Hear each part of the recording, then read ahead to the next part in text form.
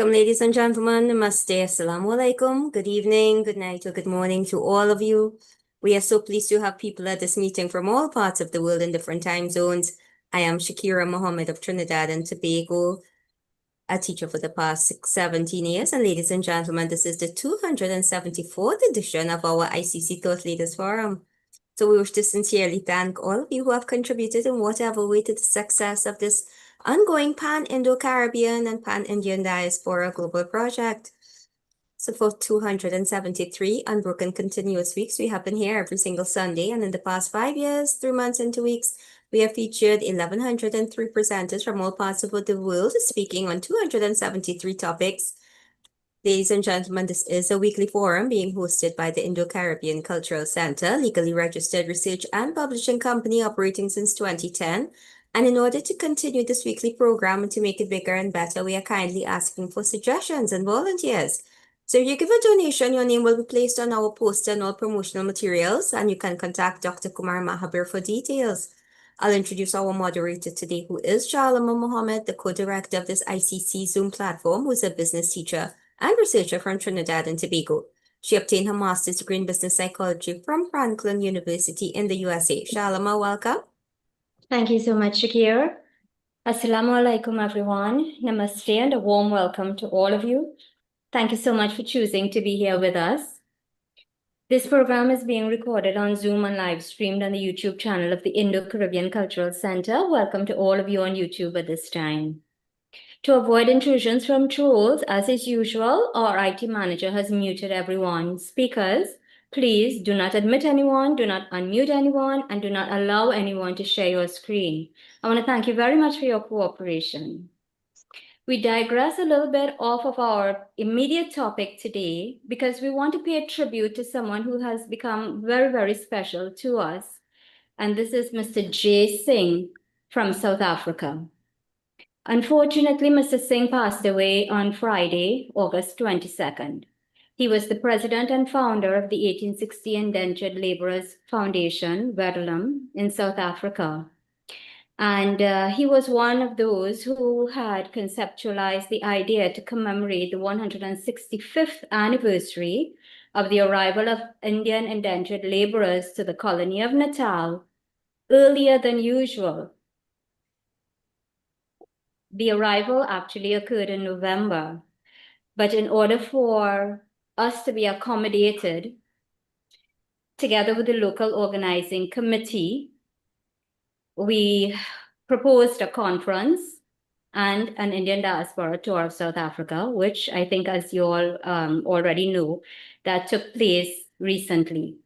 So we wanted to share a few moments of Mr. Singh's life with you, and I'll ask Navin to please just share a few snippets. Navin, can we have that, please?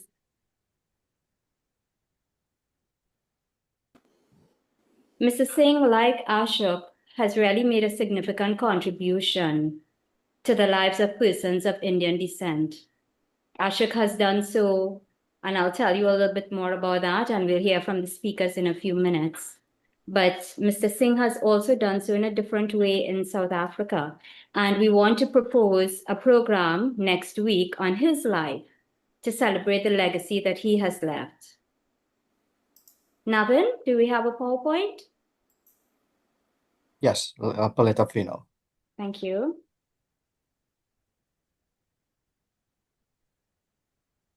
It was a most interesting visit that we had to South Africa, and coming out of the airport, the first stop for us was at Mr. Singh's house because he was such an important person to the 1860. Here he is.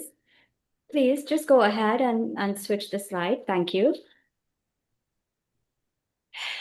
Quite a gentleman, and someone who became almost a father figure to those of us who met him.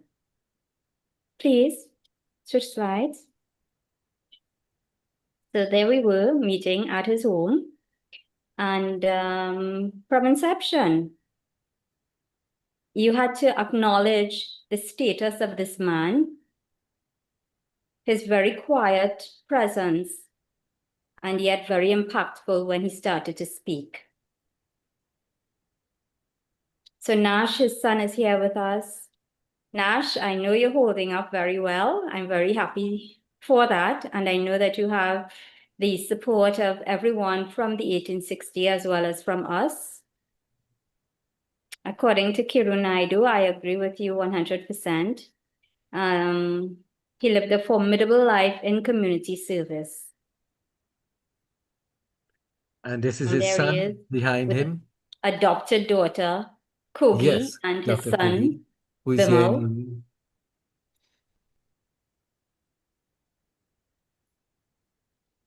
So Mr. Singh touched our lives in a different way, one that we did not expect. And so when the news came to us of his passing, just a few days after we arrived here in Trinidad, it was quite a shock. One of the things I want to say is that he waited until the last two persons reached their destinations, which was Dr. Satya from India and Ramesh and Savi Ramlogan from Trinidad. Only after they had arrived at their home, just like everybody else who attended that conference, did he take his departure. And I felt that, you know, it's like a true father just waiting for all the children to be taken care of. So next week, we'll talk a lot more about his life and the legacy that he lived, which were both tangible and intangible. Thank you, Mr. Ali. Dr. Mahabir, would you like to say anything? If we could go back to that slide before, I think that was at the temple when Dr. Kogi is standing there, and he said something that Mr. Singh said something that was very touching, almost moving me to tears, when he embraced Shalima and he said, God has blessed me with a daughter. That was so profound. So, Dr. Kogi, you have a sister, and we can move on to the next slide now.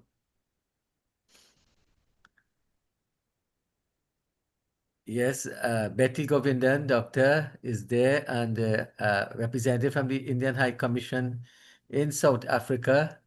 And we have Advocate Lavan standing. This was in the conference room. It was taken. Yeah. Dr. Kogi, if you want to add anything.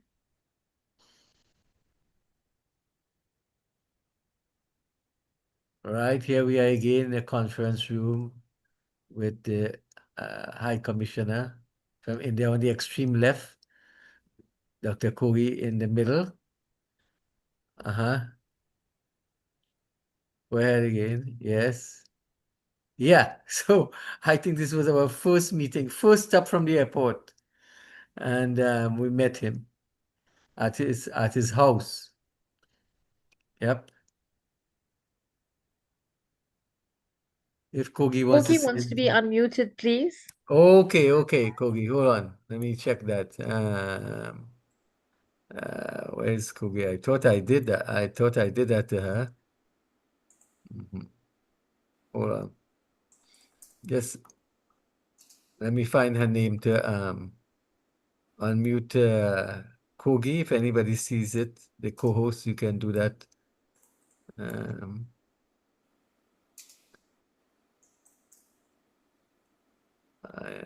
Not seeing Kogi. Shalima, you seeing Dr. Kogi on the gallery? To unmute, to make a co-host? You're right. Navin? I think both Kogi and I Oh, will. yes. Hold on. Right now, I found her. Yeah, but I think both Kogi and I will wait to say a little more next week. Yeah, but Is you that can say okay? one sentence, just a couple sentence. She's also asking to proceed. Okay, all right.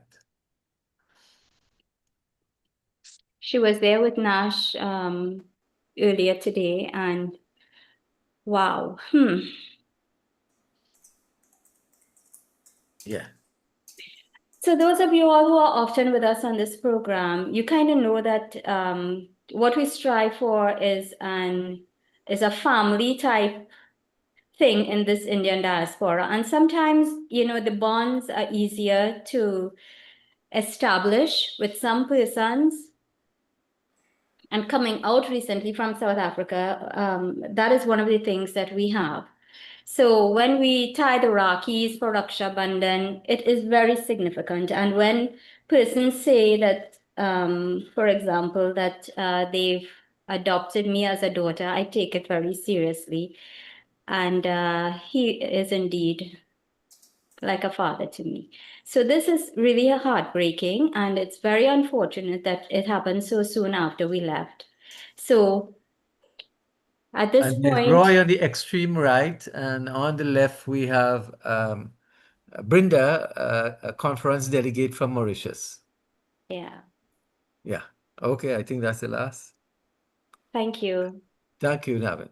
So Nash, Bimal, everybody else in the family, everybody else in the South African family, just know we feel just as much as you do.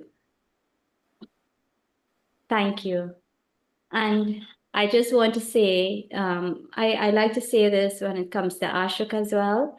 If we see further, it's because we stand on the shoulders of giants. Ashook is a giant, hence the reason we are honoring him today as a living legend. And Mr. Singh was indeed a giant as well in South Africa. So recognizing and honoring living legends, as we are today, allows society to celebrate their achievements, as we are celebrating Ashook's today. And we are doing so because he's still here, and we hope he appreciates it. It offers us a chance to learn directly from their experiences when we can hear from the speakers who will be speaking today. Because it's important to preserve their legacy. It's inspiring to the current and hopefully the future generations. So honoring them publicly reinforces the values and the contributions that they've made, which shape a community's identity and progress, as Mr. Singh has as well. So as a living legend, Ashook Ramsaran holds many positions in civic and community organizations, including that of the founder and president of the Indian Diaspora Council and the past president of GoPio International.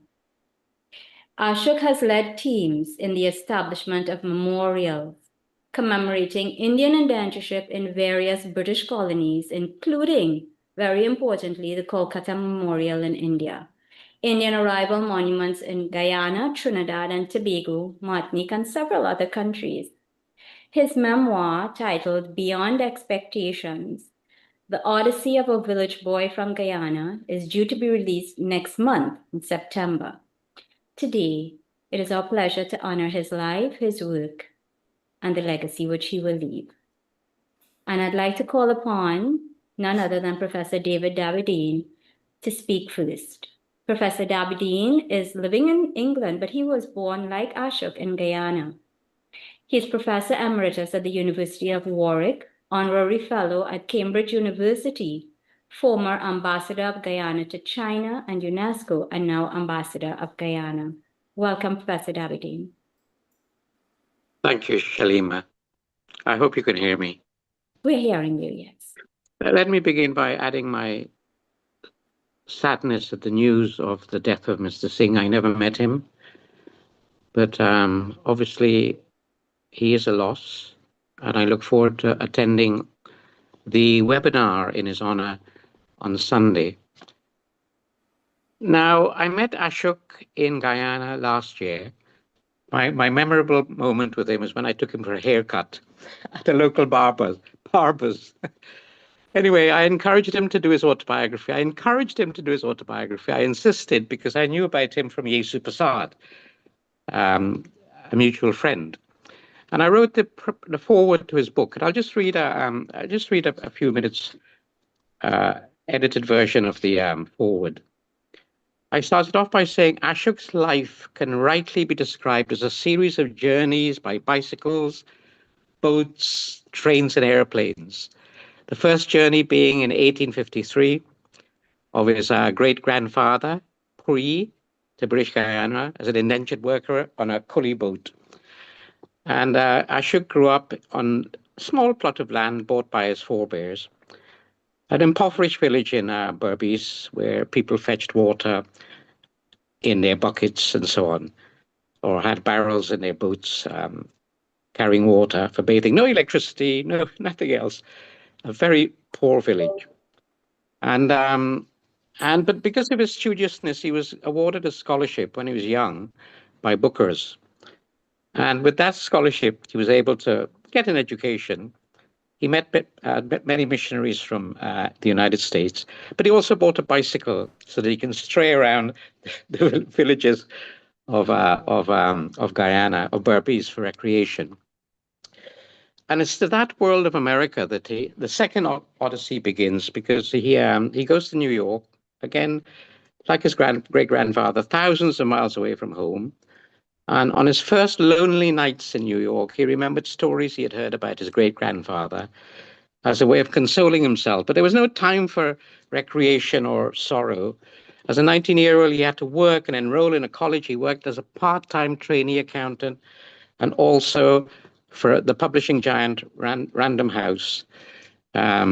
He was brown-skinned. His accent was not American. He felt out of place.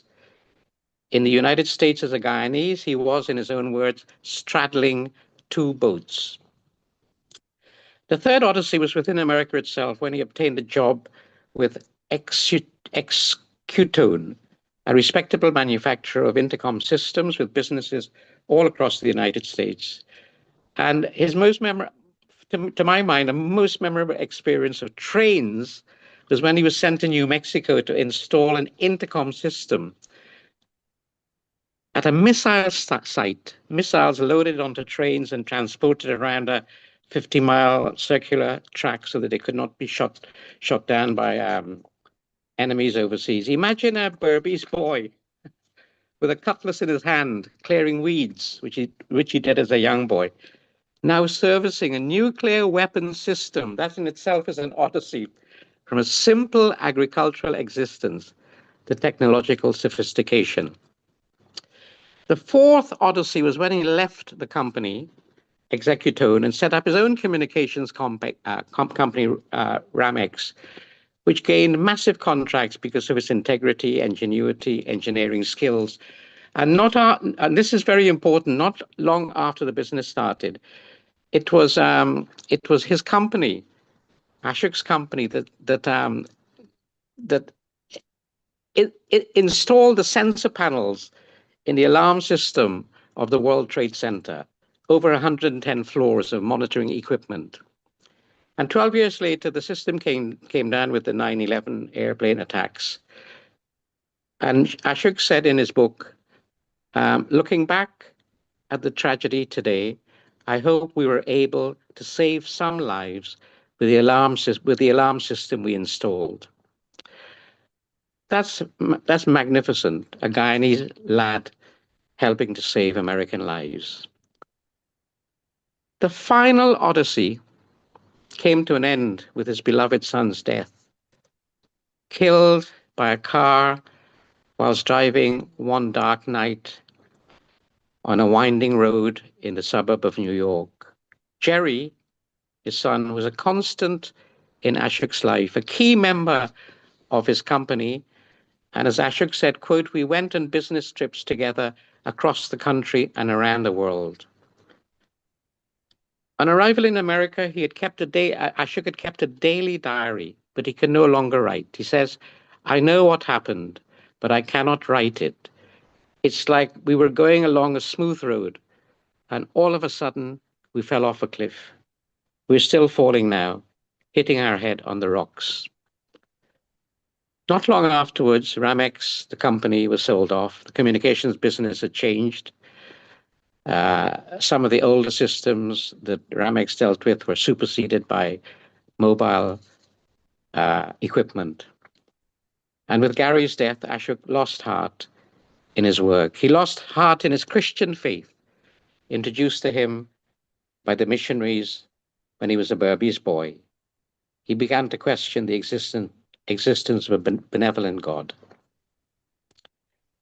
And Ashook reflects upon the generations of Guyanese born in America many of whom no longer have allegiance to Guyana. Quote, soon they are no longer straddling two boats because they have no allegiance to their mother country as before. There's just one country, America, and that's their home. And then the final paragraph of my foreword, I say, this is a remarkable book by a remarkable man who has made massive contributions to memorializing indentureship with monuments in India and the Caribbean, and who created a business in Guyana which contributed to its needs for effective communication systems. Ashook comes from a humble background, but has given pride to so many, pride in their origins, pride in their ancestry, pride in themselves. His tale is beautifully crafted, and it is a significant addition to the genre of Caribbean autobiography. Read it and be deeply moved, deeply inspired. Thank you. Thank you very much, Professor Dabydeen. Now, it's very interesting that you should talk about all the things that we will be reading about in his book. But may I ask, in all the years that you've known Ashook, what is your favorite personal memory of him? You're muted. Kindly unmute. I only met Ashook last year for the first time. So, but of course, he came to England many times to be interviewed for his autobiography, and I got to know him as a very generous, a good and decent man, who spends a lot of time promoting other people in Guyana, in America, in terms of getting roads named after distinguished Guyanese, distinguished Caribbean people. So I didn't really know him. I spent about 2 or 3 days with him. As I said, my best deed was to take him to a local barbershop so he could smarten up. Shalima, may I interject something here? Certainly. David, you remember when Dr. Yeshu Prasad was being given an honorary doctorate at Warwick?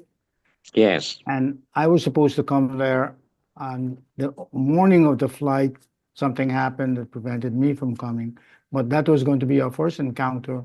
However, you had made several videos all on documentaries of Dr. Yeshu Prasad's life, and I followed them over a period of years, and we communicated, but our first encounter was in Guyana when you convinced me that it was time to put this thing together in a book. So thank you.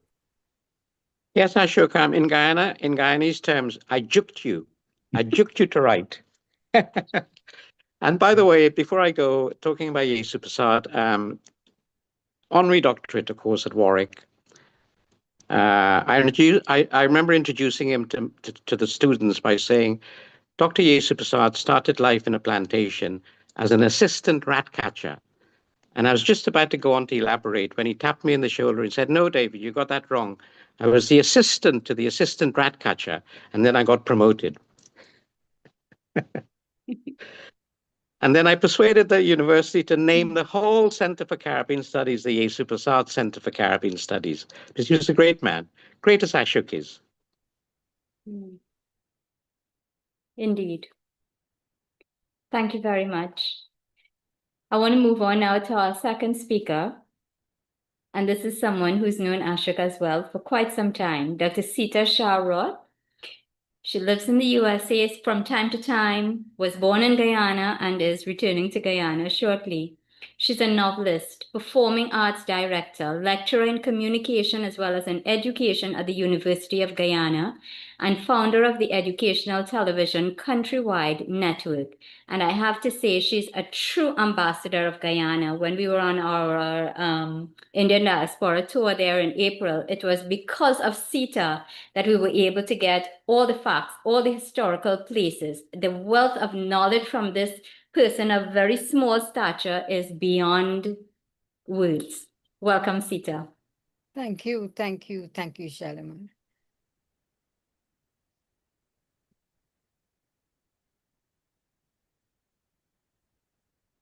We see your slides. Okay, Let me just wait. Sorry. Okay. So I learned about Ashook Ramsaran after 1988, when Guyana held our national commemoration activities for the 150th anniversary of the arrival of the first East Indians to British Guyana and the 150th anniversary of emancipation of slavery. So that is the first time that we started to really be celebrating on a countrywide forum. And Ashook, just after that is when we got to know about Ashook and Gopio. I had just started my first job working as a media producer for the University of Guyana Center for Communication Studies. Now, this is the year that UG Deputy VC, Professor Jocelyn Long, took me to the Ministry of Education to be a part of the organizing committee for this significant month-long series of activities. This is when, in addition to my responsibilities in radio and different media work, that we were tasked, Chandrabhushan and I were tasked by Yesu Prasad to produce a film that captures the experiences of those Indian immigrants still alive in Berbice, Demerara, and Essequibo. I completed that film and handed it over to Dr. Prasad, who was going to present it at the Gopio conference in New York. Now, I did not attend that conference, but my sister, the Kathak dancer Nadira Shah, did attend, along with the executive members of the newly formed Indian Commemoration Trust. Ashook Ramsaran was the founder and organizer of the Gopio event. Well, of Gopio, but of that Gopio event is what I heard. I sent my team up. I sent my film up. I sent all the media, but I couldn't go. After 1990, the rest is history. So this presentation is about Yesu Prasad and Ashook Ramsaran. Yesu spoke about Ashook often, impressing upon us how important it was to mark our footsteps in the annals of history, our history. Of course, as a family, we had already started a continuation of what our grandparents had started. That is, performing traditional music, dance, and drama, the Ramlila and the Puran Mal, with dance theater arts stage production, Nritya Geet, Nadir and Indrani Shah being the featured Kathak dancer with a large group of performers drawn from across Guyana. Our troupe, the Nadir and Indrani Shah dance troupe, performed at Gopio conferences on multiple occasions.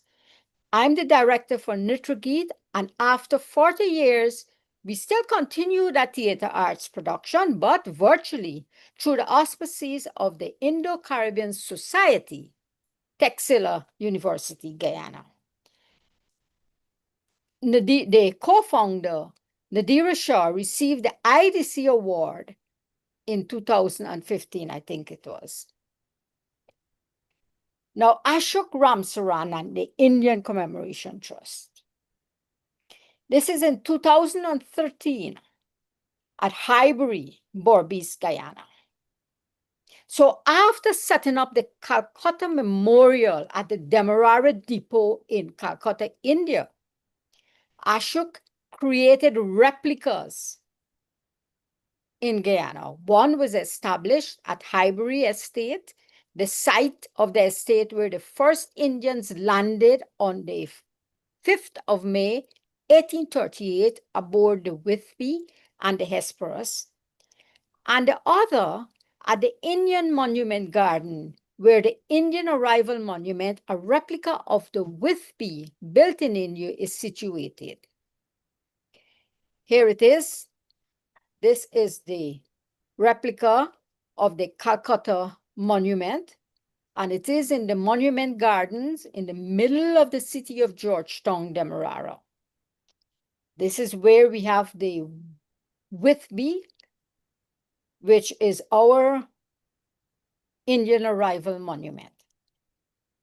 And in the same year, we rebuilt our stage, and Ashook had a contribution towards that. He was able to get the Indian government to assist us. We had Guyanese contributing over $20 million, different Guyanese businesses, Indo-Guyanese businesses, and Ashook was able to also get the Indian government to make a contribution. And on this replica of the Calcutta Monument in India, we put a plaque there in addition to what is written at the Calcutta Monument. The exact information is here. The inscription is on this monument. And at the very bottom here is the inscription that Ashook wrote, "While we dedicate this memorial, I'm certain we are not alone," wrote Ashook. "The souls of our ancestors are looking at us from above, smiling and saying, 'Thank you, you have done well.' To which we would all reply, 'Thank you for making it possible.'" This monument depicts a replica of the inscription on the Calcutta Memorial, 11th of January 2011, at the Kidapur Depot along the Hooghly River in Calcutta, from where most of the indentured immigrants departed. Now, this is what Ashook wrote, and I've inscribed it on this plaque just at the bottom of the Calcutta Monument, a replica of the inscription of the Calcutta Monument in Kidapur, Calcutta. And that year, we had our 175th Indian Arrival Conference in Georgetown, Demerara, Guyana. And in this photo, we have JS Singh, our current president of the Indian Commemoration Trust, Professor Vibert Cambridge, who made a presentation on Indo-Guyanese music, and of course, Mr. Ashook Ramsaran. Then Sister Noel Menees, the Indian High Commissioner at the time, Meena, Frank Anthony, our Minister of Culture at the time, Eric Phillips, an African historian and a historian of Afro-Guyanese history, Dr. Yesu Prasad, Stanley Ming, who spoke on the history of the Chinese immigrants to Guyana. Sister Noel Menees spoke on the history of the Portuguese to Guyana. And then we have Mr. Hemraj Kisoon, who is our current chairman of the Indian Commemoration Trust after the passing of Dr. Yesu Prasad, yours truly. And then we have Pradeep Santani, who at the time in 2013 was the president of the Indian Commemoration Trust, Pradeep Santani. And we had our 175th Arrival Anniversary magazine, of which, again, Ashook was a contributor. And the team, the GoPio team, because JS Singh was the Guyana president of GoPio. I was a vice president, but of course I'm not here. I was busy preparing the Nitrogate presentation that year. Dr. Prasad and our president at the time, the president of Guyana, President Donald Ramatar, Ashook Ramsaran, and again, Pradeep Santani, the president of ICT at the time. And the GoPio Making an Impact book was presented by Ashook and the team again to the High Commissioner of India, High Commissioner of India to Guyana at the time. Again, this was Puranmal Meena. the Indian High Commissioner to Guyana in 2013, 14.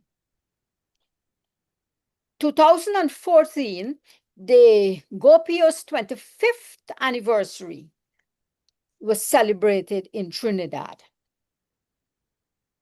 the 27th to the 29th of May, 2014, of course. And you have here Pradeep Santani on the farthest left and Ashook Ramsaran, the second from the right.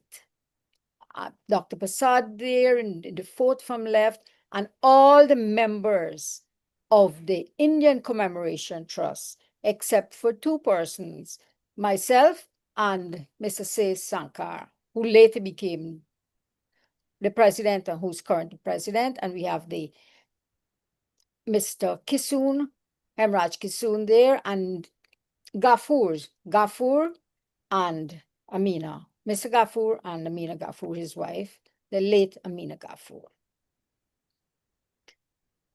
So Ashook and Yesu went to many different countries together, including India. And as you heard, he was also supposed to have gone when he received the honorary doctorate in London. This is in Suriname with Mai and Pai and Pa.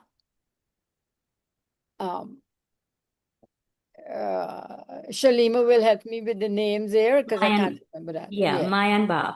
Yeah. And Yesu Prasad honored by Gopio and others in Toronto. There it is. You have Mr. Ashook. In the very first photo that I have on the slide is when Dr. Prasad received the Lifetime Award from Gopio. I will go back to that at the end.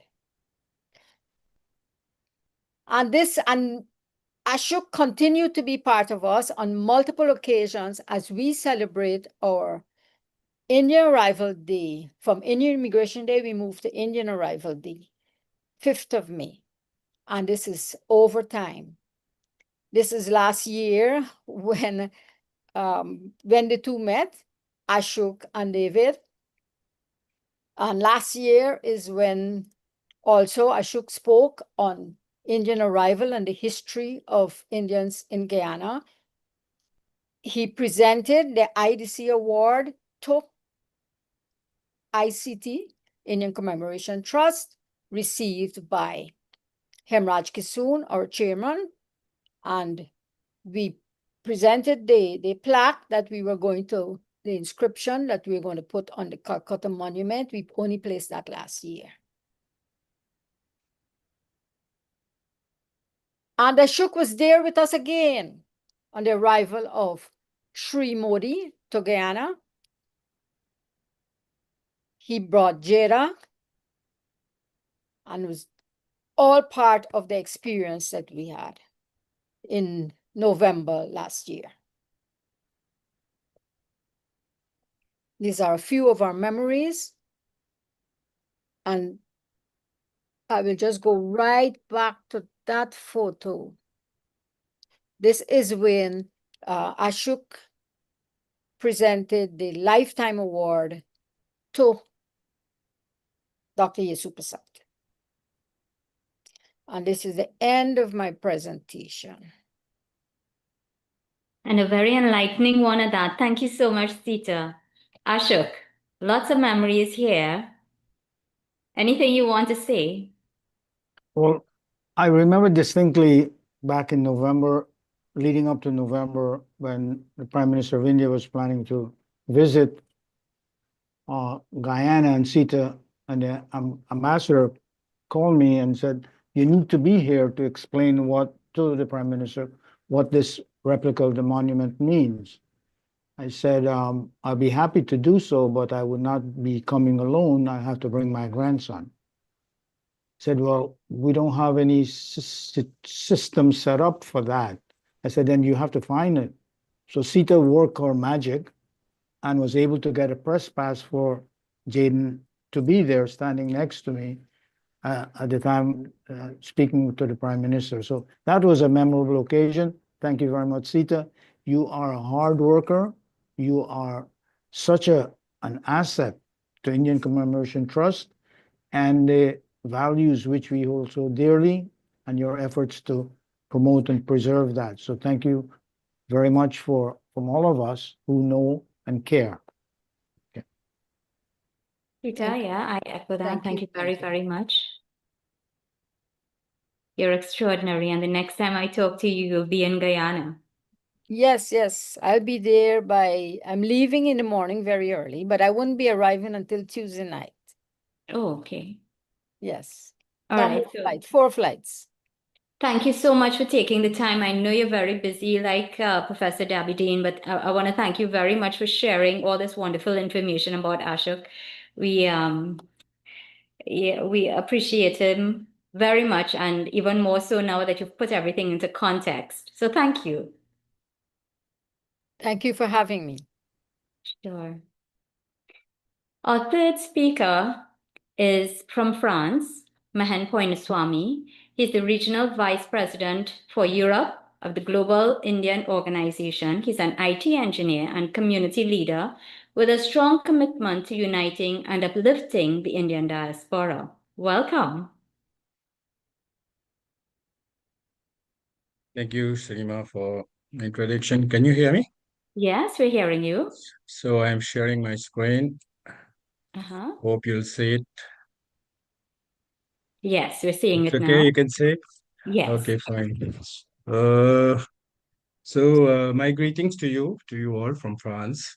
Thank you, ICC and France, for giving me this opportunity to speak about a living legend and a close friend, Ashook Ramsaran, with whom I have got the opportunity to work on several projects concerning the global Indian diaspora. So Ashook is not only famous in Guyana, he is also famous in the French Guyana, where we have a lot of friends from Guyana, French Guyana. When he comes to Paris, he used to meet them also.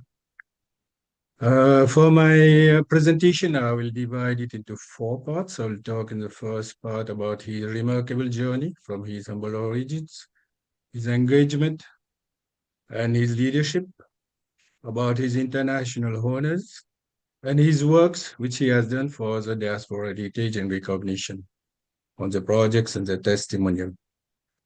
So I move to slide 2. Next slide.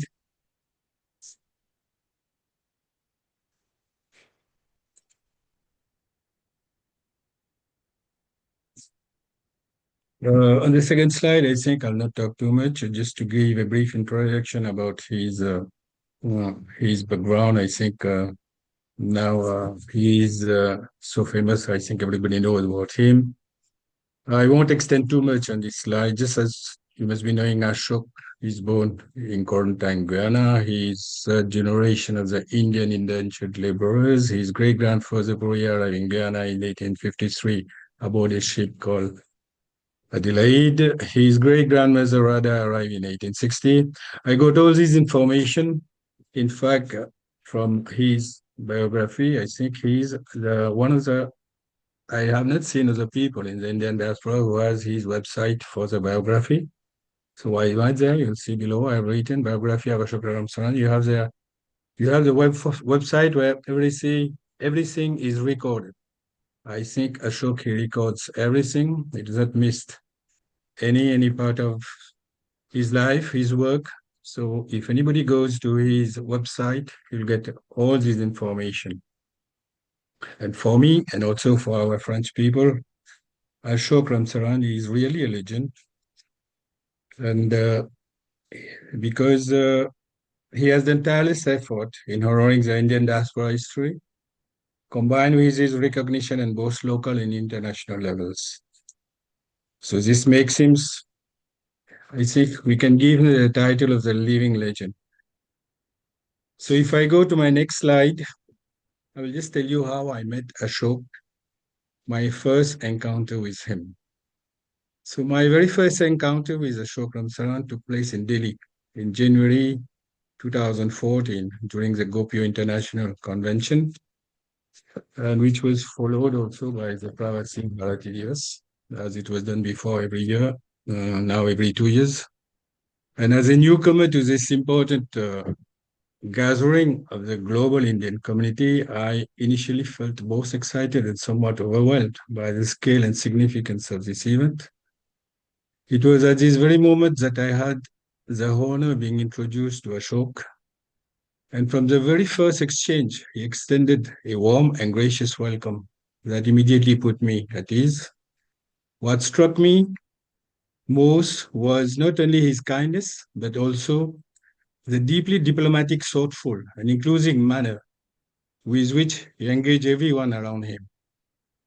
He had that rare ability to make each person feel valued, respected, regardless of the background or experience. Through his humility and attentive listening, he made me feel part of the group, as though also I had always been as if I had always belonged to that group before. So that initial meeting in Delhi revealed to me the true qualities of a living legend, a leader who embodies dignity, wisdom, generosity of spirit, a man who builds bridges effortlessly and inspires confidence in all who cross his path. It was clear to me, and it is even clearer today, that Ashook Ramsaran is not only a prominent figure of the Indian diaspora, but also a beacon of mentorship, diplomacy, and human connection.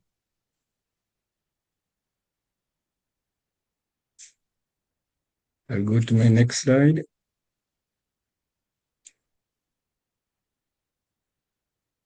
So during that event, I was also impressed because it was the first time I met all these personalities, people coming from different countries, regions of the world. And it was a very good meeting for me because it was good for networking.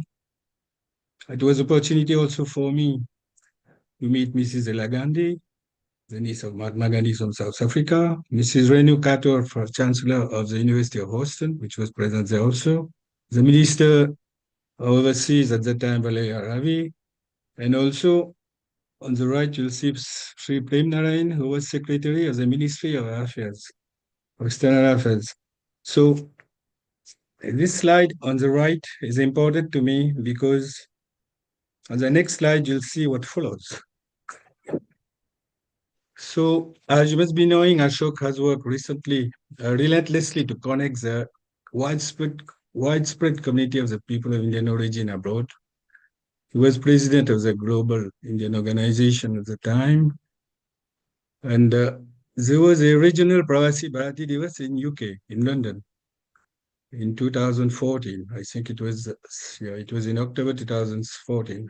And Sri Prem Narayan decided to visit Paris, France, on Sunday 19th, just after the regional Pravasi Bharati Divas. And that program was organized in a quick manner. That's how we took the official opportunity to launch the Group U Paris chapter because Ashok was asking me that we have to organize something for that meeting. So as seen in the pictures, Ashok is explaining to all my friends about working together for the benefits of the Indian diplomacy family, Indian diaspora family. Also to say now that I learned a lot from Ashok in conducting events, respecting all the needful protocols, because at that time I was new to all these. It was my first time I was organizing these type of things. And at that time, of course, it was Group U, and now in France, we are running the GIO, the Global Indian Organization, where we have removed the obstacle and P problems from the previous organization. So we are gathering now every year in Paris, 30,000 people during our Festival of Colors, with around 100 artists on the stage. Diwali dinner gala in a 5-star hotel with 400 people in sitting configuration mode at table, enjoying the best Indian show. We also do the welcome day in September for the Indian students coming from India to France for higher studies, as well for the career and job opportunities event to help them to get jobs and internship. And very often I used to discuss all these till now on the phone with Ashok. Yesterday itself, we were talking about some projects with Ashok for Calcutta. So I used to have his guidance and supports. Till now, I highly appreciate his help on behalf of even GIU. I thank him for all his actions. I'll move to the next slide. About his international honors, Ashok has got prestigious international honors and recognition. Among them, there was the Pravasi Bharatiya Samman Award, of course, in 2011.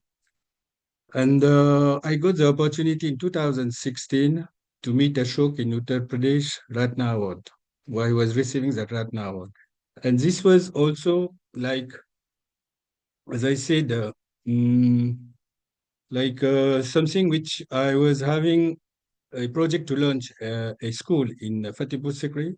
So I just asked Ashok if he could accompany me since he was in Agra for that event in January 2016. And that's where we launched the Fatehpur Sikri Sunrise School, just near the Akbar Palace, not far from the Akbar Palace, I think. And I was very happy because I was feeling it was not a very nice area. It was like a slum area, but still Ashok accompanied me there. So thank you, Ashok, for that. So if we now move to slide 7, you'll see Ashok came to Paris for the International Diaspora Council in 2016. It was a Saturday, yeah, November 10, 2018, rather. And that program was organized directly by Ashok with my logistic support in Paris. And I was very much surprised because every guest was nicely welcomed and they received a nice memento made by Ashok, and Ashok did everything from USA. So on that day, I got the opportunity to meet many of the diaspora friends. I think there were Mr. Khalil Rahman Ali from Great Britain, Rita Abrams from South Africa, Professor Mahen from Netherlands, and so many others. And what even more surprised me, he even invited like MP from France, which I didn't know before, Suezlechmi from Martinique. There was also the ambassador of Republic of Uganda to France, which I never met.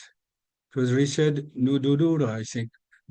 And also the ambassador of Suriname to France. So I didn't know all those people. But Ashok from USA, from New York, he arranged everything. I just gave the logistic support, and we made a very nice event for IDC in 2018. And about the memorials, I think my predecessor, the speaker before has already talked about Guyana and all. And here, concerning the memorials, I think Ashok has done a lot for the memorial projects everywhere. You have the Kolkata Memorial, we have the arrival of the Indians in Guyana, we have the arrival of the Indians in Trinidad. And what surprised me when he said to me also, there was the drafted of the inscription on the plaque. Also, he participated in all this. And for me,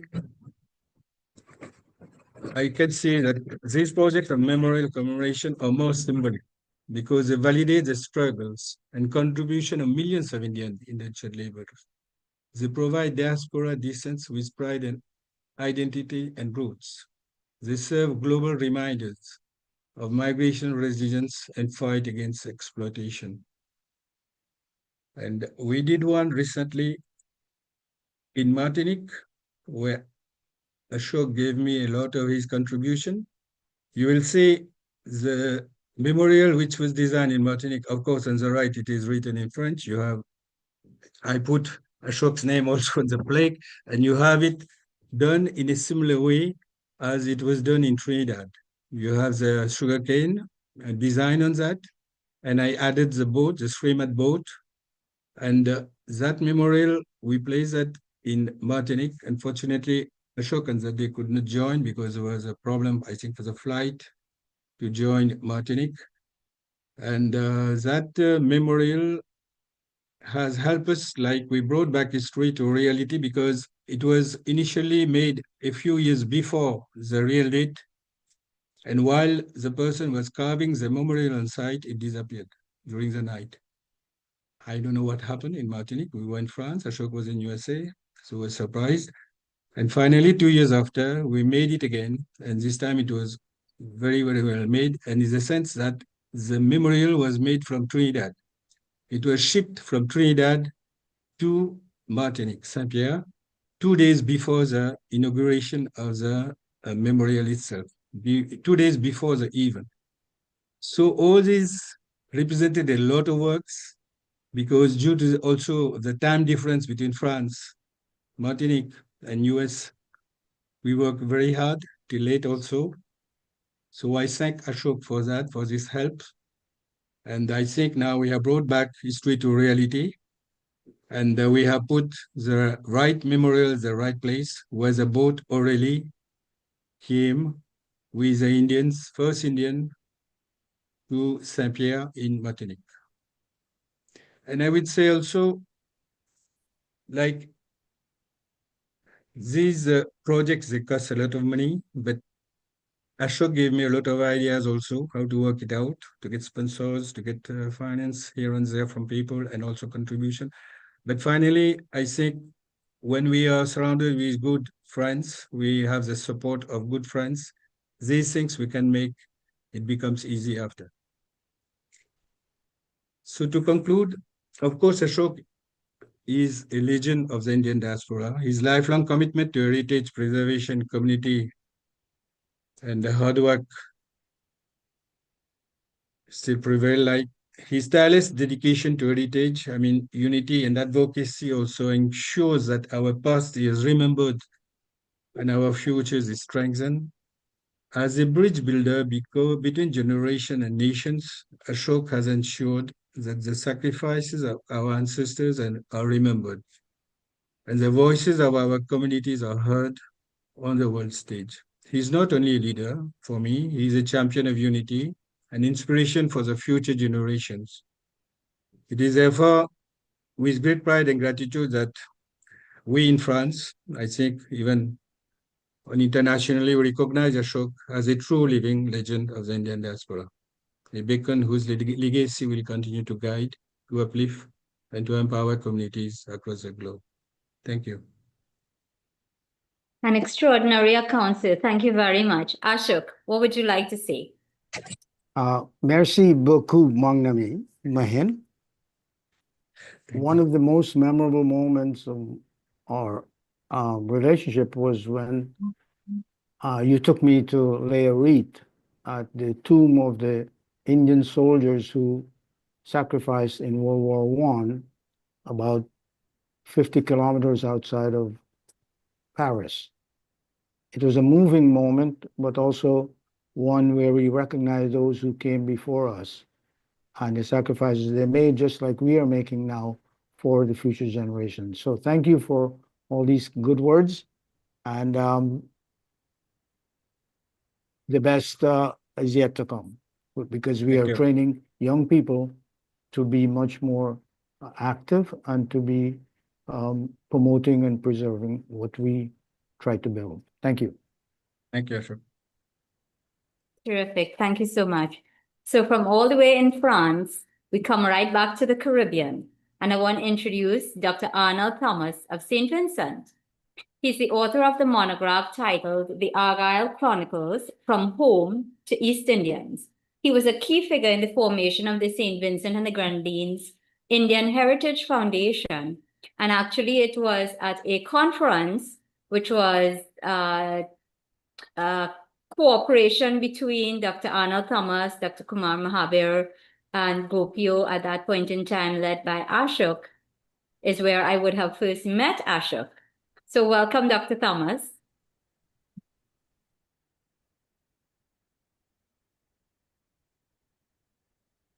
Is anybody seeing Dr. Arnold Thomas? Yeah, Yes. he's here. Navin, if you see him, can you unmute, make him co-host? Yes, I'm seeing him. Okay. Yeah, Video as well. he's good now. He can show his video and talk. Okay. You can hear me now?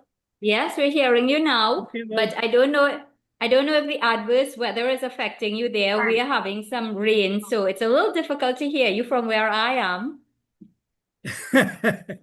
Well, let me make sure my Oh, you're muted again. Yes. Right. Can you hear me now? Yes, Yes. go ahead, please. Great. Well, greetings all. Greetings from our little paradise here. St. Vincent the Grenadines, we like to think of ourselves as a paradise, the greatest place on earth. But having said that, let me get on to some business. And let me begin by saying, once in a while in your life, you come across somebody that you feel that you have known all your life, and there was no need for any more introduction, that you could get along with them as they were long partners and friends. Well, that's the way I felt about Mr. Ashok. When I first met him at a meeting in, where was I? In Brussels. I was then attached to the OECS diplomatic mission in Brussels.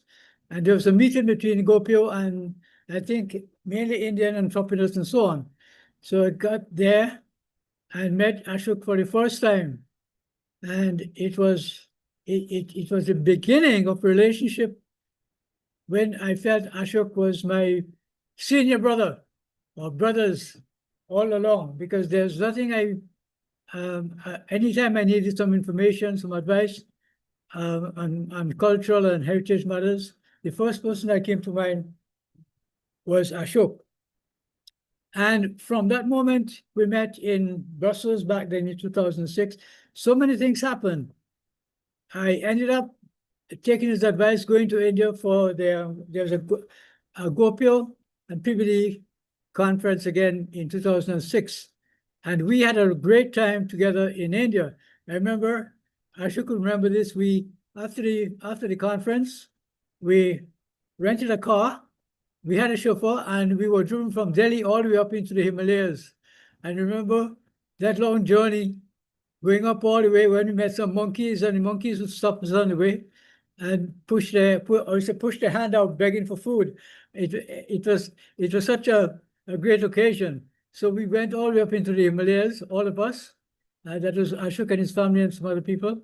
And we had a great tour, not only about around Delhi, but that is a place up north. 2006 was also another memorable occasion because I came back to St. Vincent on an invitation to speak at a conference. And that conference led to the establishment of the St. Vincent and the Grenadines Indian Heritage Foundation. And it was thanks to all the information and background knowledge I got about Indian heritage and so on, that I was able to come up, be the main speaker and give the folks in St. Vincent a lot of information about setting up an organization called Indian Heritage Foundation. That occasion was also memorable because a lot of people for the first time got to see what became a treasure for us, and that was the Indian Immigrants Register. It was there in 2006 in very, very bad condition. Later, thanks to the archives in St. Vincent, we got the UNESCO Memory of the World project to include that register in their own system. So that is now taken care of, and it's all time looking back at what some of the things that Ashok has done.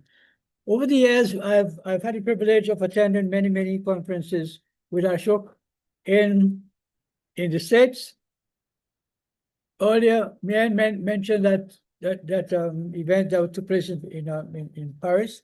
That was about 2018. I've been back to India about 3 times, and every time we met, we always had a great time in India. But a lot has been said about Ashok and the kind of person he is. I want to underline what Dr. Dabydeen said and the others, and Seeta. And I just want to add my bit and say, I am who I am as a person of Indian origin and Indian heritage, thanks to a lot that I learned from Ashok. Ashok is for some of us. I live in Idol, if you wish, of Indian heritage and culture. Thanks to him, I became at one time the Indo-Caribbean representative for Gopia, and now I am also the IDC representative, the St. Vincent and the Grenadines. If I don't know if I should call myself president or coordinator of the Indo-Caribbean Council. So there we are. We have a lot in common, and Ashok knows since 1992. That's when I really started my work on the history of Indians in St. Vincent, and things have grown quite a bit. I've been kind of lazy in publishing a lot of stuff on the Indians in St. Vincent, but I've published. I've gone to several places. I've written chapters in various books. I think the last one I wrote was a chapter in the University of London. That is a book about the memory of Indians, and it's about Indians telling the story, as particularly those who went to England after the war ended. We became part of that winners generation. So I wrote a chapter on that, and in that chapter I highlighted some events about the Indians in St. Vincent. That the major event for us, I recalled and I recorded, was what became known as the protest march on 7th of October, 1882, when the Indians a lot of complaints were made to government and those responsible for the Indians in St. Vincent about their living and working conditions. They were not listened to. And the Indians on Argyle, that was one of the main estates, about 50 Indians down Cutlass and Hope, as we say, and marched on Kingstown to present their grievances to the governor. And according to my grandfather, he referred to that event as the event to get back the promise. And the promise was, after the Indians had completed their years of indentureship, they would get the promise of returning them back to India. And there were a lot of Indians who had done more than 10 years of indentureship, and they were not given the right or the passage back to India. So that was the march. What happened afterwards? Well, thanks to the march on Kingstown in 1882, it triggered the end of indentureship. So we have had probably one of the shortest history of indentureship in all of the history of Indian indentureship throughout the world. By 1890, there were no more indentured Indians in St. Vincent. Ashok has been a partner all along, and he's kept in touch with us what's happening in St. Vincent and elsewhere. And I've also kept in touch with him. And needless to say, we continue to be very, very close. And there isn't anything I know Ashok would like, and once I can do it, I'll do it for him. And he's a great person, both intellectually and otherwise, as a human person. And it's been said before, Ashok is one of those. He doesn't go around boasting or bragging, showing off or whatever. He's just a cool, quiet character. And that, my friend, is what makes you. That's what makes you very, very good and great. Thank you very much.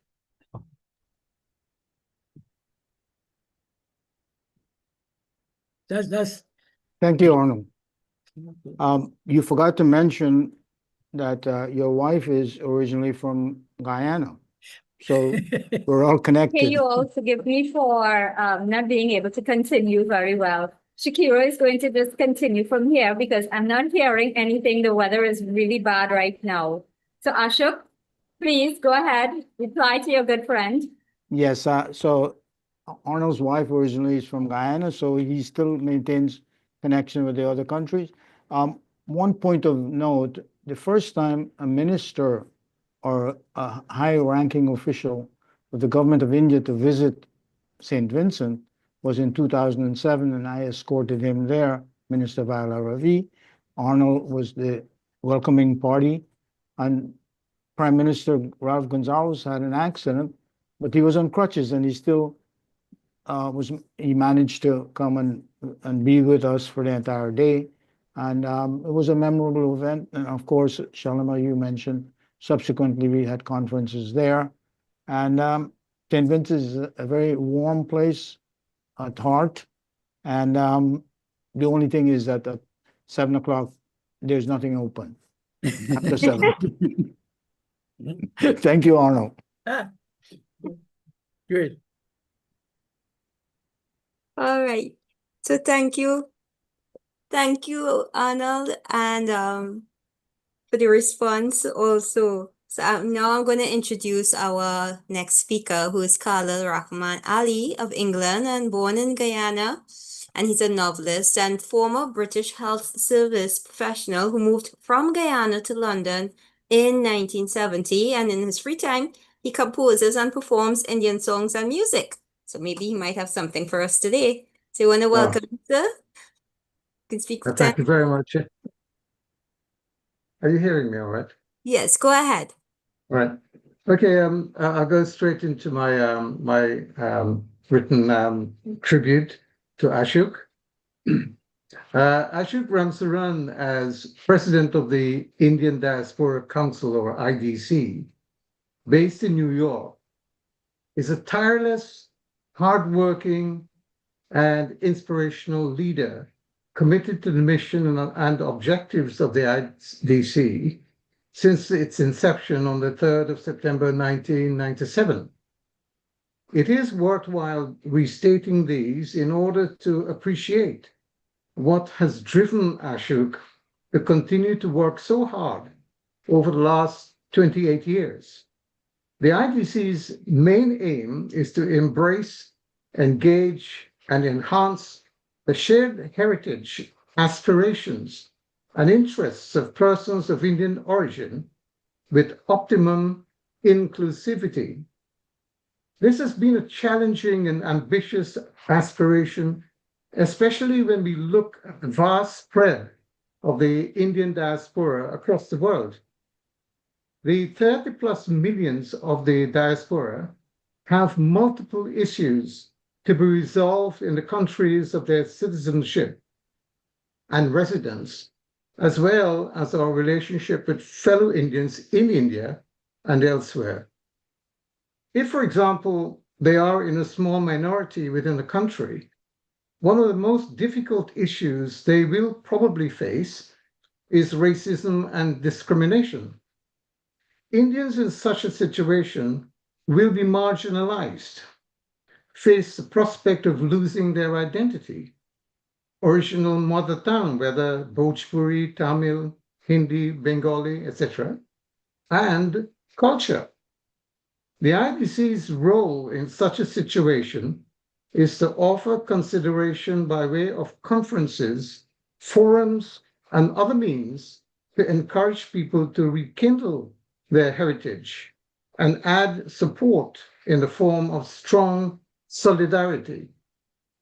The work of Ashook and the IDC over the years has helped people of Indian descent to seek out and appreciate who we are, where we came from, what values we share, how we can learn from each other, why our connection with India must be restored and respected, and why India and Indians should embrace us with pride. Of course, not everyone in the diaspora necessarily shares such aspirations and objectives or even know of the IDC, as they steadfastly continue to strive for betterment wherever they happen to be. Neither Ashook nor the IDC is a movement which will draw all Indians in the diaspora into some form of soul-searching crusade. However, it is very important that the IDC is here and available in an inclusive way. Indeed, Ashook and the IDC were recently provided with a massive boost in publicity and recognition when Prime Minister Narendra Modi visited the Indian Arrival Monument in Guyana and met Ashook, who was accompanied by his grandson, Jaden. Quoting from the Indo-Caribbean Diaspora News, Ramsaran's vision and persistence were instrumental in persuading the Indian government of the necessity for such a memorial, honoring those who left India as indentured laborers. His collaborative efforts extended to the monument's design and his crafting of its inscription. The unveiling ceremony in 2013, attended by hundreds of descendants of Indian indentured laborers from various countries, serves as a poignant tribute to their ancestors' legacy. For this and his many other efforts to embrace, engage, and enhance the Indian diaspora, Ashook Ramsaran was honored with the Indian government's prestigious Pravasi Bharatiya Samman Award, the PBSA, in 2011. PM Modi looked at the PBSA lapel pin that Ashook Ramsaran was wearing and smiled in acknowledgement and appreciation. Ashook's achievements have been earned through his determination, persistence, calm, unruffled patience, and considerable investment of his invaluable time.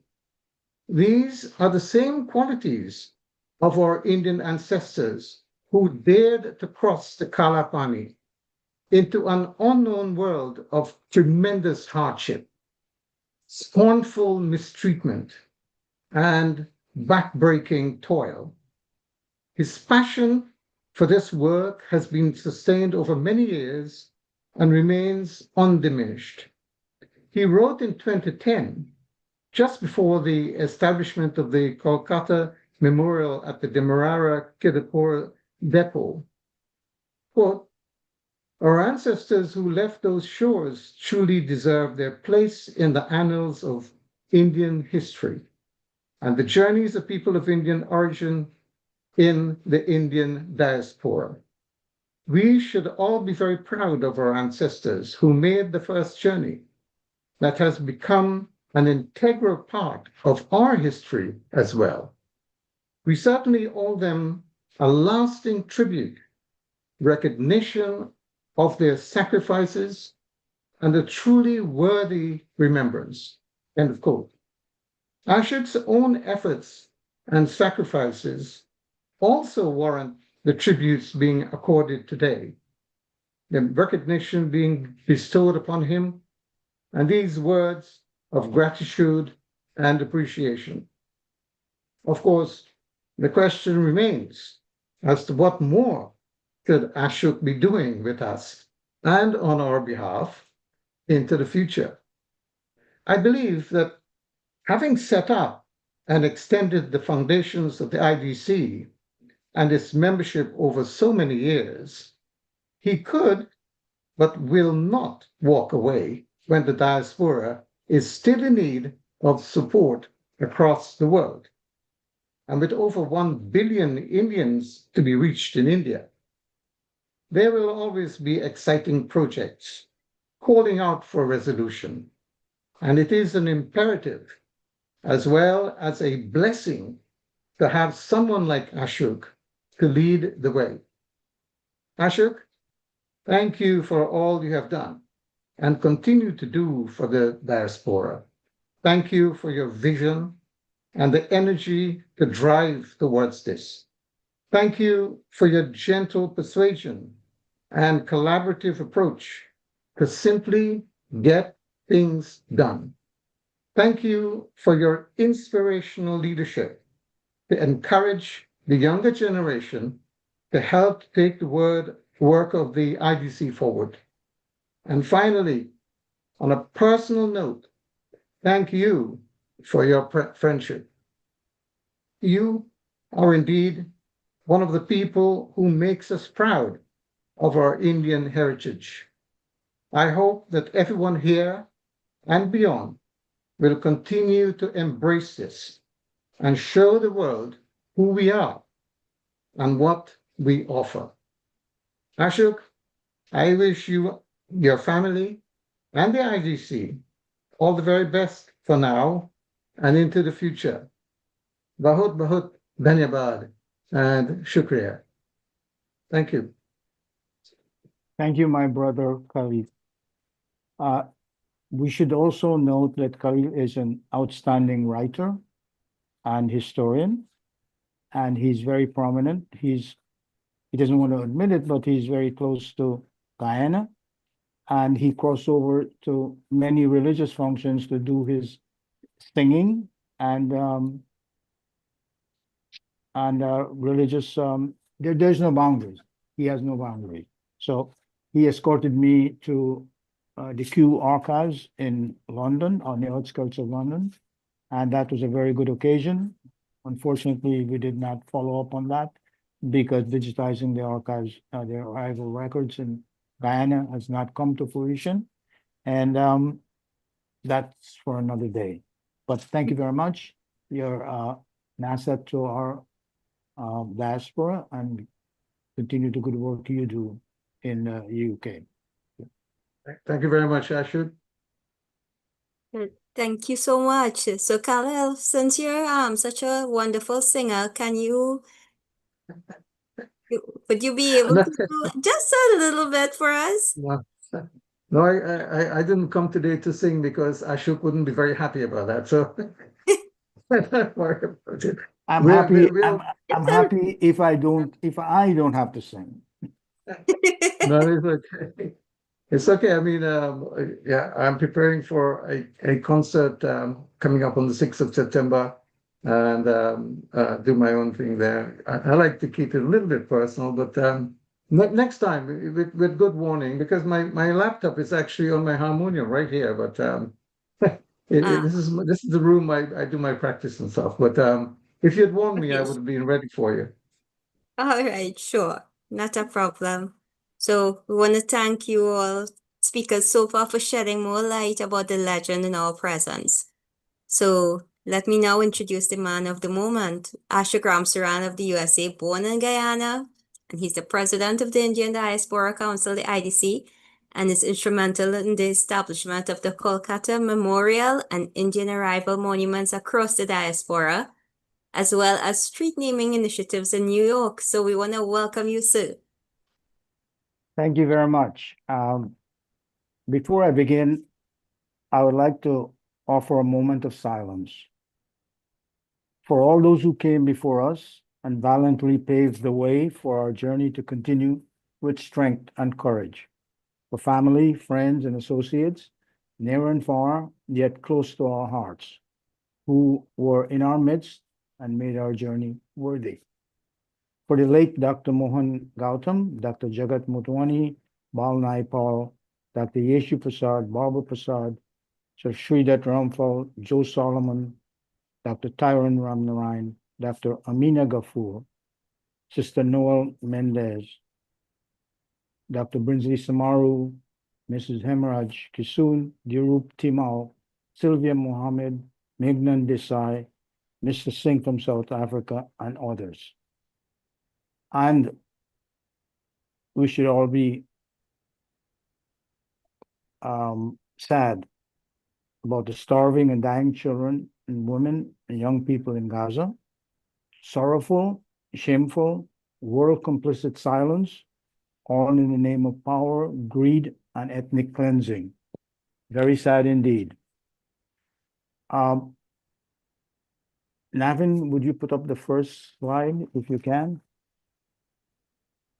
Okay. My sincere appreciation and gratitude to ICC, Dr. Kumar Mahabir, Shalima, and Shakira for providing this global platform today on my behalf, including others at ICC. I consider myself fortunate to be associated with stalwarts of the Indian diaspora, whom you've named as legends. I don't know if I'm a legend, but I'll accept it. I don't know. It's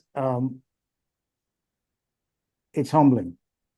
Thank you so much for your thoughtfulness and encouragement. I, on the other hand, appreciate your selfless contributions of time, talent, and resources to bring the members of the Indian diaspora closer to each other, especially at a time of rapid mobility of the internet and faced with migration and human rights issues in many countries, taking time away from family, friends, and other matters. I want to share this with you, all of you. When people ask my wife how long we have been married, she deducts 10 years, an estimate of the time I've spent away from home. And it's also painful for her and for me that I miss our wedding anniversary every January 7th from 2003 to 2016 to attend the annual Pravasi Divas in India, which is held from January 8th to 10th. I don't think it's flattery. It is reality of the sacrifices we as diaspora leaders make, our commitment and our dedication to what we hold as important. And I want to express my appreciation to the distinguished panelists, my dear friends, and the diaspora associates, as well as the various the comments on chat. Your remarks and support mean a lot to me, and I'm indeed honored. You make me feel blessed to be regarded with such accolades. I'm thinking that perhaps you read another bio or the wrong session, but no, just joking. Thank you very much. We can go to slide number 3. I'm sorry, slide number 2. Yes, that's the one. As you can see there, that's a cover of the upcoming book. And as Dr. Dabydeen said, he encouraged me to write it. Actually, he urged me. He, as he called it, juked me. It's very extensive. It's personal journey, which includes a prologue, a foreword by Dr. Dabydeen. Part 1, the early years in Guyana, the settling in the USA. Part 2, and 3, the civic engagement, and an epilogue, which details legacy, motivation, outlook, vision, and expectations. And I have also included family trees, ancestry records, recognition, and articles. The back cover is eloquently summarized with critiques by President Donald Rumsfeld, Ela Gandhi, New York State Attorney General Letitia James, OAS Secretary General Albert Ramden, U.S. Congress member Grace Meng, and St. John's University professor Alina Camacho Gingrich. I will take a few seconds to say the following. I'm inspired by the words of Kipling. And quote, if you can keep your head when all about you are losing theirs and blaming it on you, if you can trust yourself when all men doubt you, but you make allowance for their doubting too, if you can wait and not be tired by waiting or being lied about, don't deal in lies, or being hated, don't give way to hating, and yet you don't look too good nor talk too wise. And if you can dream and not make dreams your master, and if you can think and not make thought your aim, those are the words that inspire me and carry me through life.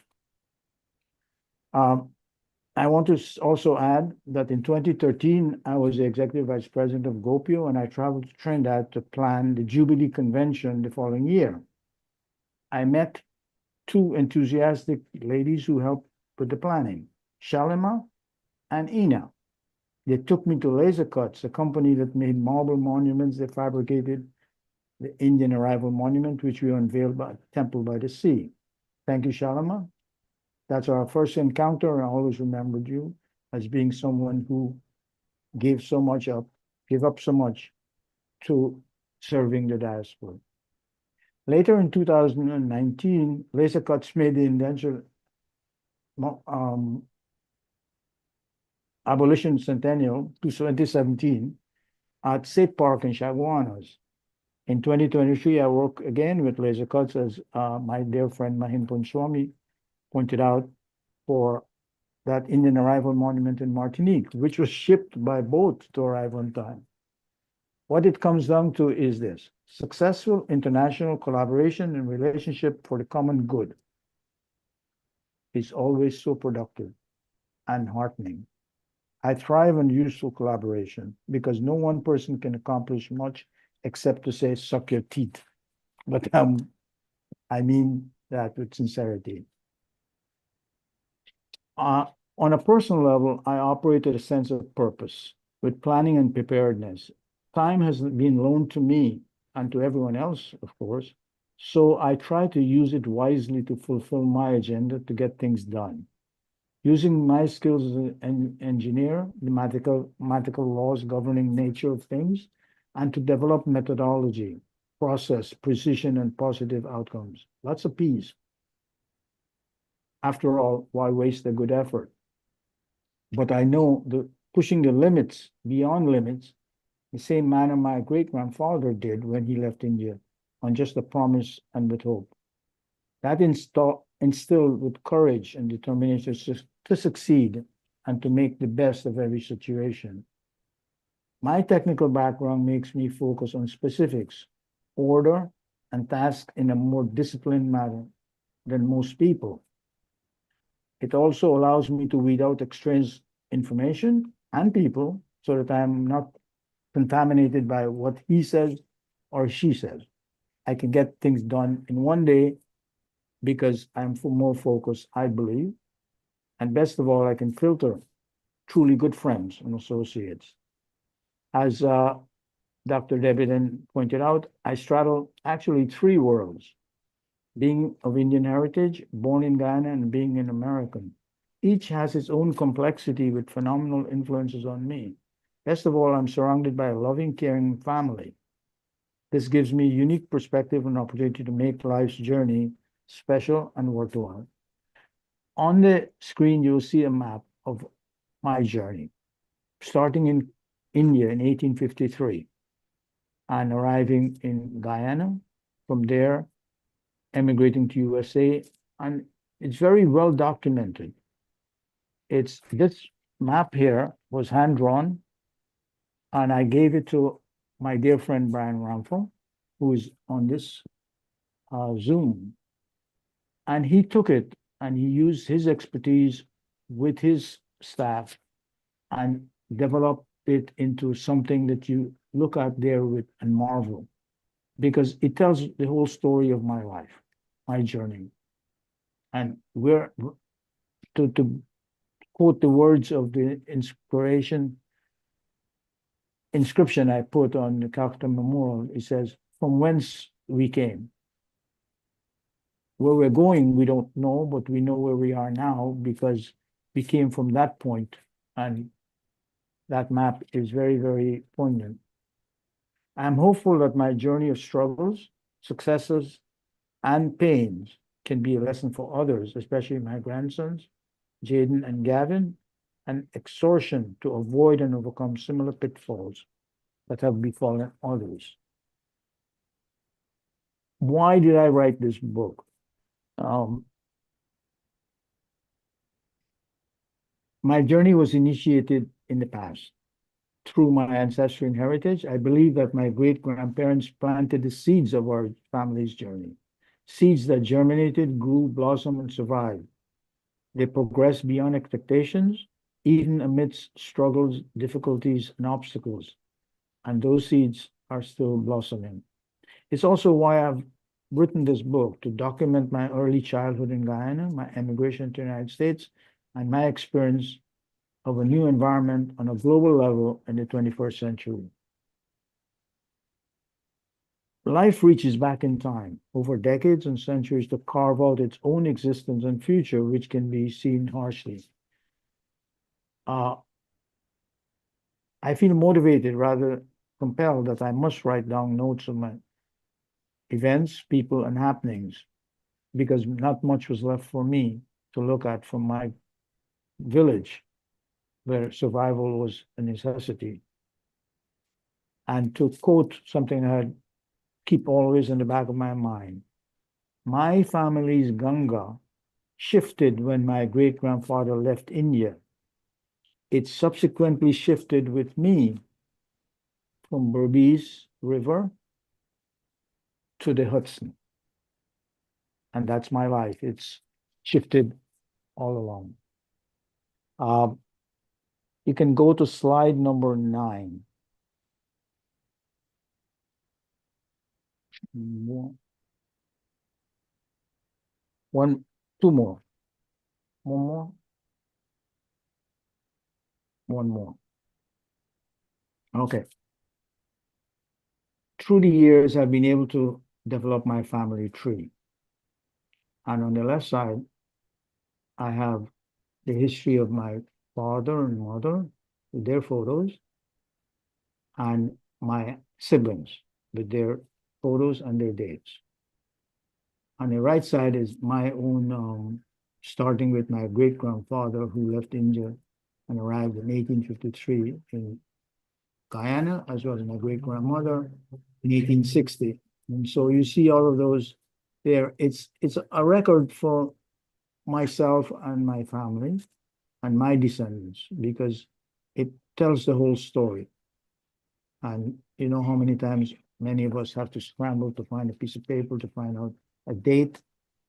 I wish everyone could do this, because I hope this becomes a model that others can follow. And I want to memorialize my journey, its origin, its course, and its destiny. I want to leave for my descendants a documented record of journey. I also want them to know that I have broken the yoke of Indian indentureship that was burdensome by religion, by caste, and by position, evolving with independent thoughts and aspirations while retaining the bonds of heritage that sustain us and our descendants throughout. My journey with Camille began with a book, The Student's Companion. It took a long, winding, and undulating path, and is now recorded in this book as a family legacy. Thanks to all who've contributed to the memoir: Brian, Nicole, David, Ben, Prakash, Arnold, and everyone with whom I've interacted and collaborated to put this book together. That's a photo of myself when I had just been given a scholarship to go to high school, and my father and mother, and then my siblings, when we were living in a very poor house. I cannot call the house poor, it was rich with people, kids. If you look at the house, the background is Manicole, what is called, and inside was mud wall. But I don't know how they managed to get us shoes for the photo. That's my mother and father are not around to ask that question. You can go to next slide. While I was living in the United States, I first house we bought, it was vandalized because of racism, and the windows were broken several times, and if gunshot was fired, and we nearly got wounded, but we persevered. Next photo. This is Calcutta Memorial, which I am proud to say that I was instrumental in getting done. Next slide, please. And you look at it from afar on the Hooghly River, the point where the ship docked to pick up the people, and the inscription written by me on an airplane ride back from New Delhi to New York with a full bottle of wine, expressing the aspirations of so many people and their descendants. And it's there in Hindi and in English. I'm so proud of that. Next. Mahen has also pointed out some of these that were done by me, and I'm so happy and profoundly grateful to be given the opportunity to do this. Yeshu Prasad is to be complimented for asking me to do the first one in Guyana and subsequently in Trinidad, and then in Martinique. Next. While I'm in New York, I've contributed to marking our journey. And these are people whom I've recognized being instrumental in who contributed to the quality of life. And they're not Indians necessarily, they are Americans and institutions. And these street signs I have put in the city map for people who have made a difference. And I'm so happy for that too. A few of them are Indians from Guyana, and others are Americans. But since I'm an American, I have to do both.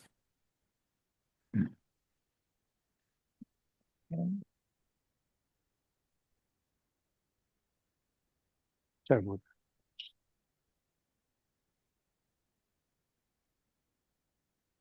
that. Okay, the next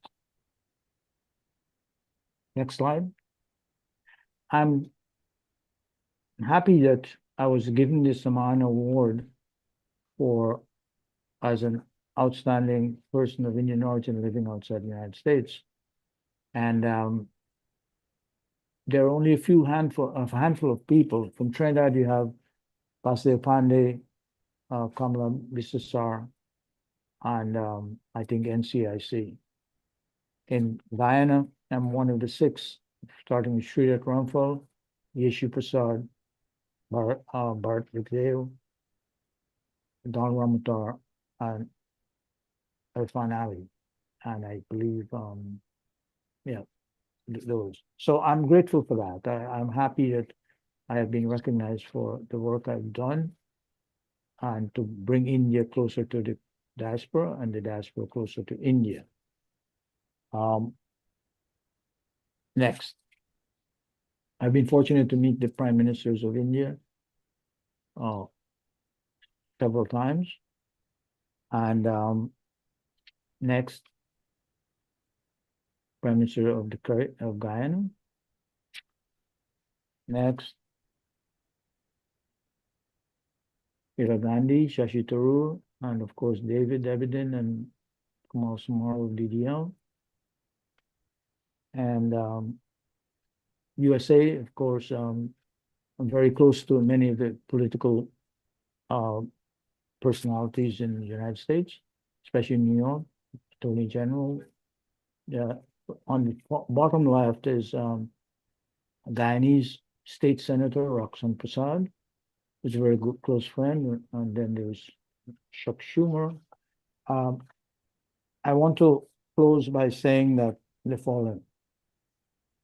The Calcutta Memorial is a historic achievement, and it was done with serious intent, determination, and the pursuit for remembrance. And as I said before, the inscription "From whence we came" should always be in the back of our minds, but should not distract us from moving forward because we have broken those bonds. What's next? Shalima asked me the question. On the 15th of September, there is a conference arranged by the Government of India Port Trust Authority, who's managing the Indian Calcutta Memorial and the Suriname Memorial, and those along the river where the ships left. And they would like to invite everyone. You will be invited to attend this virtually. But the 2 things that they want to do, and which I've encouraged, one is, well, actually, I've been part of the discussion with them, establish 15th of September as the annual Indentureship Memorial Day, because that's the date the first ship left Calcutta, 15th of September, 1834, to go to Mauritius. As you know, Mauritius was the first place that the ships went to before they came to the Caribbean. Secondly, we're looking at establishing a UNESCO heritage designation for the Calcutta Memorial and Indian indentureship as a total thing, similar to the Indian Labor Route project, which Dr. Hassan Khan and Arnold Thomas are involved with. Finally, what's the outlook? We as humans, we are human beings who carry memory and legacy. We draw our past and our ancestors' journey to shape our choices. Still, I do harbor concerns for artificial intelligence and its influence on humanity, human activity, and our future reasoning. I am concerned that artificial intelligence will proliferate more misinformation and subjugating history to a lot of revisions which are not going to be truthful. And I'm nervous about that. So we have to keep our eyes open to make sure that what is the truth will always be the truth. And with that, I have also to close with the following. What is on my agenda? I'm very concerned about US migration issues. I'm concerned also about social justice in the world. And as I said, AI effects on everyday life.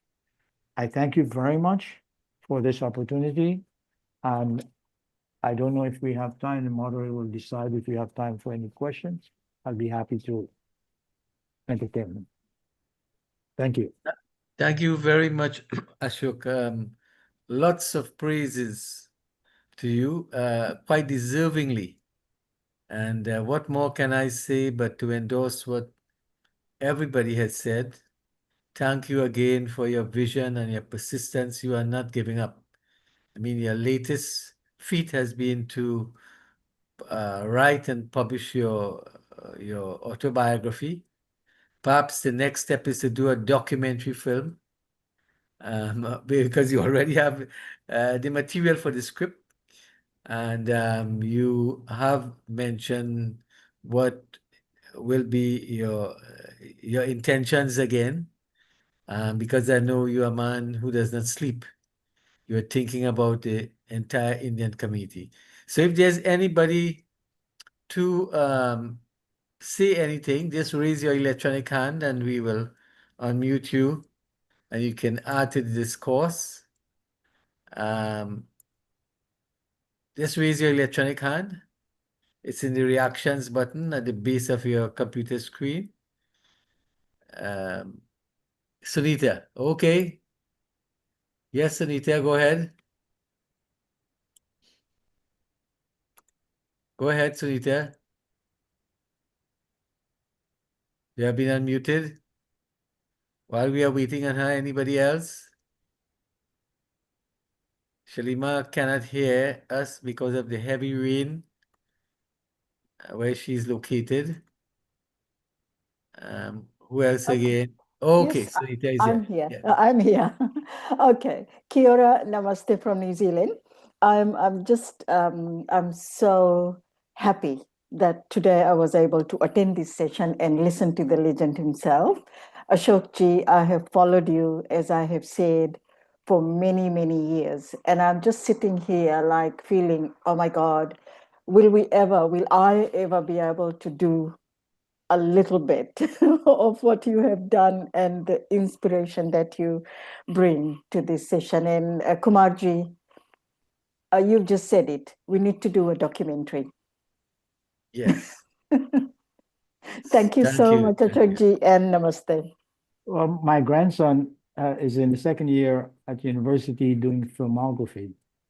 So Ah, he'll be encouraged to take this on as soon as the book is published. He has a script and he'll have to take it from there. Thank you, Sunita. yes, I see Brian Rampal has been here. So if you have anything to say, sir, I have unmuted you.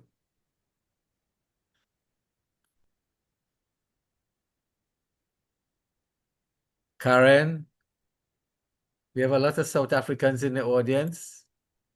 Pitemba, your name was mentioned.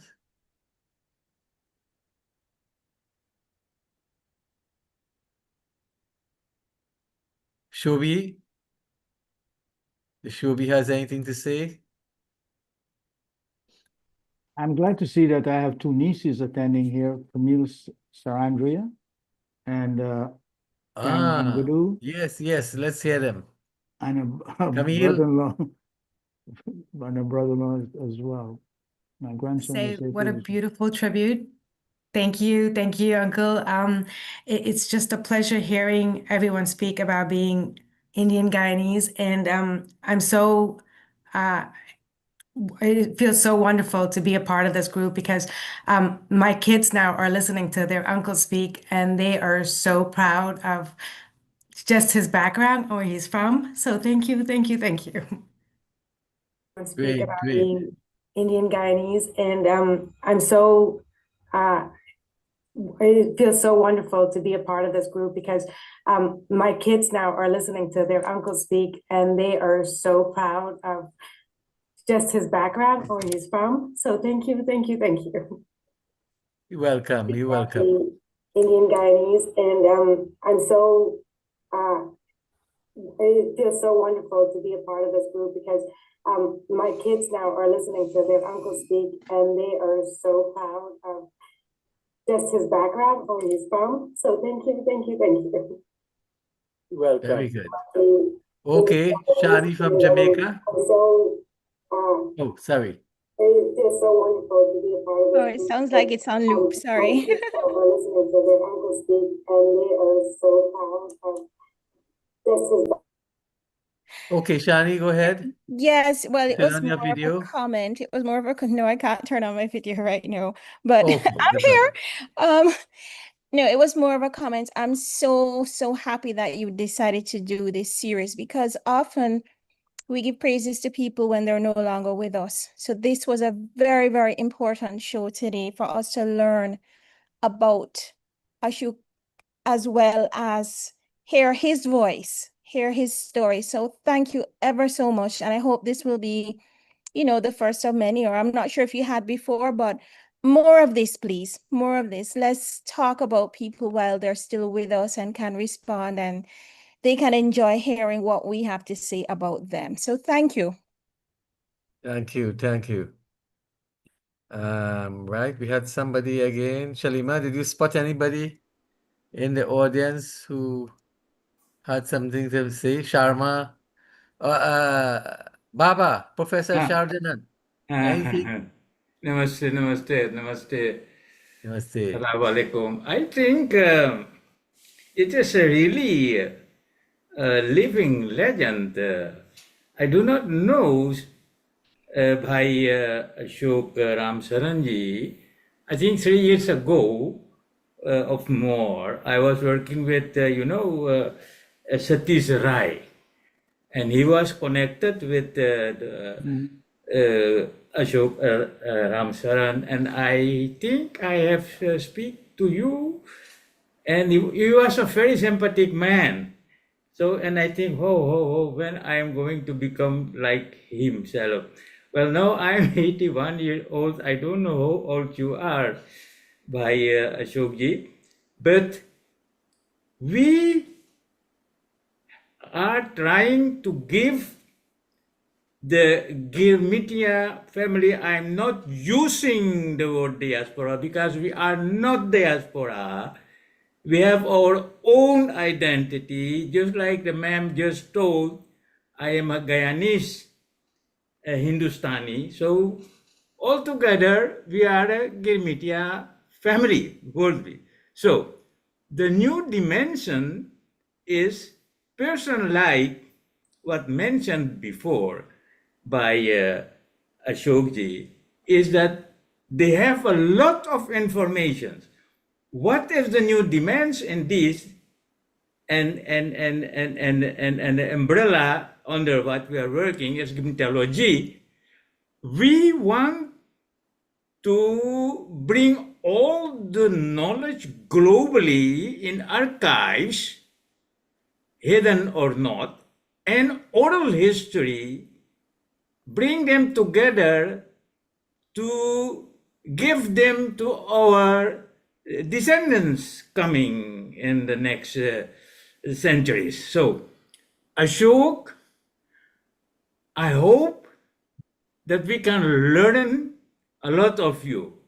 And if you have some archives of something like that, let us know, help us, because we are far now.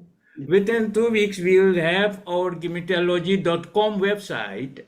And please write on that site, use that. It is for you, it is for us, just to come to academic level, because we are able to have our own Girmitia University. And it is so far. It is so far now. We are going to teach on MA, BA, and PhD executive level, also minors. We are going to help university to do this. So we need person like you as guest professor, visiting lecturer. हम आपसे क्या बोले, आप हिंदी में लिखा है, and not everyone is speaking Hindi or Bhojpuri. And that is one of the loss what we have now, because the Britain didn't want we learn our own language. We have to repair our history. We have to archive and rewrite. We have to decolonize our archives. Well, it is not today to tell all about what we are doing, because Salima ma'am and Dr. Kumar Mahabir, they are in this organization still. Yes. So, Professor, Help we're going to them. follow up with Ashok on this project. Kumar, may I add something very quickly? Yes. Dr. Singh, I work very closely with Dr. Satish Rai, and I know the work he's been doing, and unfortunately he's not well at this moment. But I will follow up with you and the Australian group on the archives. Yes, we need to do everything virtually and preserve all our records so that others can learn from this. Thank you. Dhanyavad. Okay. So, right, last call before we close. Probably people like me feel that so much has been said. What can we really add except to endorse the praises for Ashok ji? I think Shobi had a hand up. Is it Shobi? Where is Shobi? Shobi? At one time she did. Yeah, at one time. Hi, hello. Go ahead. Actually, I didn't have my hand up, but I put a message in the chat, Uh-huh. in the text. I just wanted to say I'm happy to call Mr. Ashok Ramsaran, and also actually I'll add Professor David Dabydeen, my Guyanese brotherly legends. They have both helped me and motivated me with their great knowledge, and I do not forget their support. I appreciate their time and kindness they have given to me when I asked for it. They are true gentlemen. Best wishes, sirs, from Shobi. I hope I can call myself your Guyanese sister. I know today is an actual tribute more to Ashok, and I greatly enjoyed your presentation, sir, and the time that you give to myself and to so many others. You're very, very dedicated. Thank you. Have a good Thank you, evening. Shobi, from Guyanese, born in Guyana, living in England. Okay, it's about time that we close now, 5 o'clock. Shalima, anything? Can you hear us at all with all that heavy downpour? No? Okay. Shakira, then let's close. Okay, thank you so very much. And we want to thank everyone here for taking the time to attend and to participate. And as we've said earlier, this public meeting is being hosted by the Indo-Caribbean Cultural Center, and you can feel free to contact the ICC to publish your books. And remember that we are kindly asking for your suggestions, and if you give a donation, your name will be placed on our poster and all promotional materials, and you can contact Dr. Mahabir for details. So our topic next Sunday will be the final interview on the community leader JS Singh of South Africa. So we want to thank our planning team led by Dr. Kumar Mahabir and Shalama Mohammed, our IT consultants, Darren Gransom and Navin Mangal, and Daryl again for designing the poster. So please visit, like, and subscribe to our YouTube channel to see all our past recordings. I am Shakira Mohammed of Trinidad and Tobago saying goodbye. May God bless you all. Dhanyavad.